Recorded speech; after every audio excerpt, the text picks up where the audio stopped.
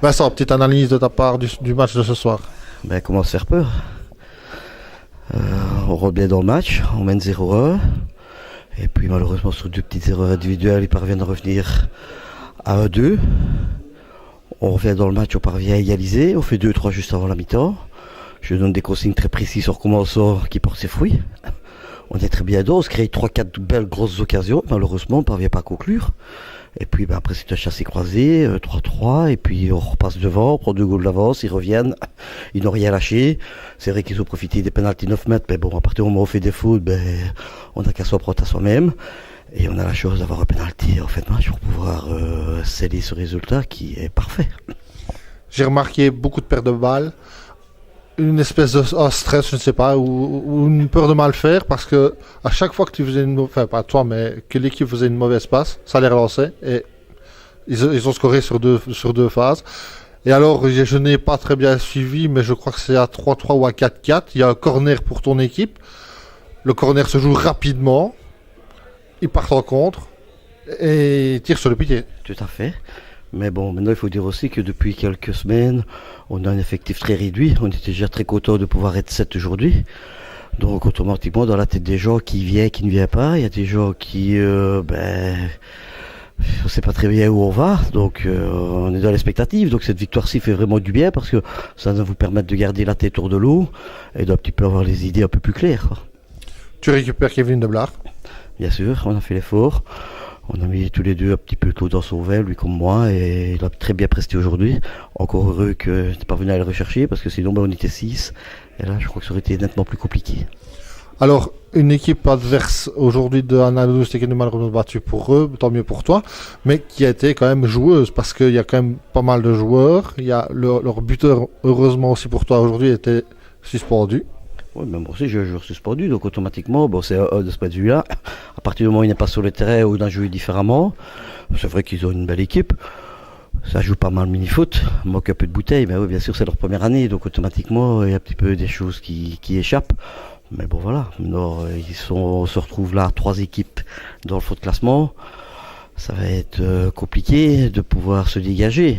Maintenant voilà, on va voir ce qui se passe. Petit championnat tranquille ou alors on va essayer d'aller grappiller quelque chose pour l'AC Flémal cette année?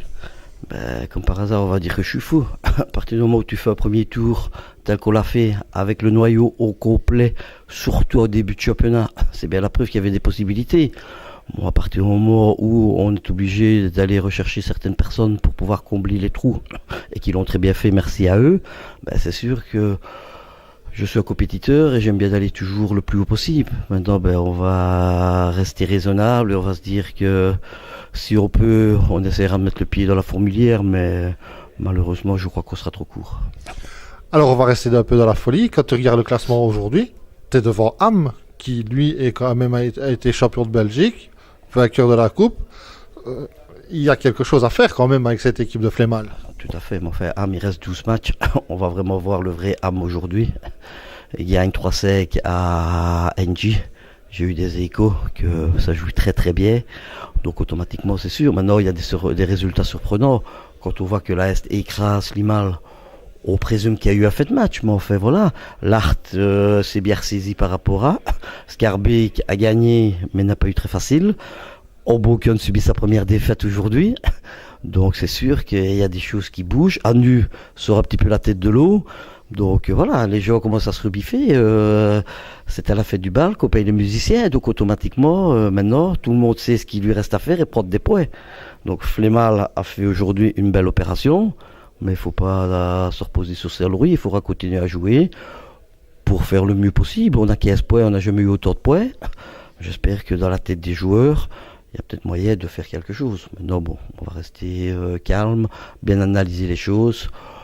Et l'avantage, c'est qu'on va peut-être pouvoir préparer sereinement la saison prochaine à plus longue échéance, parce que les autres années, on doit toujours attendre la fin pour faire ce groupe collectif. Ici, on va peut-être pouvoir enfin voir un peu plus clair plus tôt. J'ai envie de dire une chose là, Vincent, mais tu vas peut-être pouvoir m'arrêter. Tu vas me dire, il est trop tôt, sûrement. Mais est-ce que Flémal pourrait être le premier club liégeois? On est 3. Il y a NJ et il y a Anu. Maintenant, si on prend les effectifs d'un et de l'autre, Mais Anu a le plus bel effectif sur le papier. NJ avait une très belle équipe. Maintenant ici, avec la perte de quelques cadres, il faut voir comment ça va se passer pour les autres matchs. Et Flémal, il sait qu'il a une bonne ossature. Maintenant, il faut pouvoir recadrer cette équipe-là. Et c'est ce qui se passait début de saison. Je trouve qu'on a très très bien recruté. On avait un bon 9, voire plus. Mais sur le terrain, sur la feuille, on alignait 9 joueurs qui étaient complémentaires. Et je crois que c'est ce qui faisait notre force. Et c'est ce qui nous a manqué en cette fin de premier tour. C'est qu'il n'y avait plus de cohésion. On ne savait plus faire du changement. Donc automatiquement, physiquement, les rotations n'étaient plus là. Et alors on ne s'engage plus de la même manière. Ici, on a un petit peu retrouvé par moment cet engagement. Et c'est dommage que, surtout en recommençant la deuxième mi-temps, mais bon, l'avantage quand FWBB est là, c'est qu'on voit et on peut analyser les phases de jeu, donc les joueurs ne peuvent pas dire ah oui non. Quand on leur explique quelque chose et après qu'ils analysent oui tu avais raison, c'est toujours un petit peu décevant. Mais voilà, quand on a recommencé, si on avait été un petit peu plus concret, on aurait pu être tranquille beaucoup plus tôt et ne pas se faire démoter comme on l'a fait en fin de match.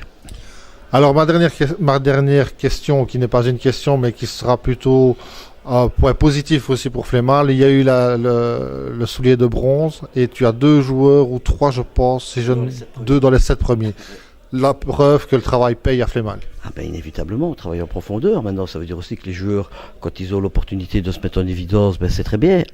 Maintenant, beaucoup de joueurs critiquent un petit peu ce référendum. C'est sur toute la longueur. Voilà, il y avait 6 matchs à jouer et on peut glaner un petit peu des points à droite et à gauche. Maintenant, les 2 premiers, voire même le podium, chapeau à eux, parce que franchement, c'est un très très beau podium. Maintenant, Julien va mourir au pied, mais cette année-ci, il était un peu plus loin. Donc, automatiquement, les 3 personnes qui sont devant, il n'y a pas photo, c'est tout à fait mérité et il n'y a pas de souci avec ça. Alors, tu rebondis sur Julien, il y avait le coach d'équipe nationale qui était là. Julien joue sans pression, comme s'il n'y avait personne. Voilà. Tu le connais parce que c'est ton fils. Oui, le but de toute façon c'est de faire des bons matchs. Donc il a fait, on va dire, une bonne première mi-temps. Il prend un goal là sur une perte de balle de chez nous. Après, sur les 5 goals, je crois qu'il y a 3 pénaltys. Donc c'est compliqué. Donc il y a 2 9 mètres et un 6 mètres. Donc voilà, je crois qu'ici, aujourd'hui, la prestation du groupe, il y a eu des bonnes choses, il y a eu des moins bonnes, il va falloir corriger certains petits détails, mais il ne faut pas oublier aussi qu'aujourd'hui, sur les 7 joueurs du noyau, il y a 2 nouveaux, il y a David Le Joly, qui a très très bien intégré le groupe la semaine dernière en coupe, bravo à lui parce que il est venu plusieurs fois frapper à la porte. On va pas dire qu'on l'avait conduit, mais bon, il y avait des petites choses. Il a corrigé ce qu'on lui demande et il preste très très bien. Je suis très content de lui. Kevin Deblard est bien revenu, après il a presté. Donc aujourd'hui, on est très satisfait des 2 points. On va un petit peu en profiter avant de préparer le derby contre nos amis à Nutois la semaine prochaine. Et mon ami Geoffrey. Merci Vincent. Salut Mike.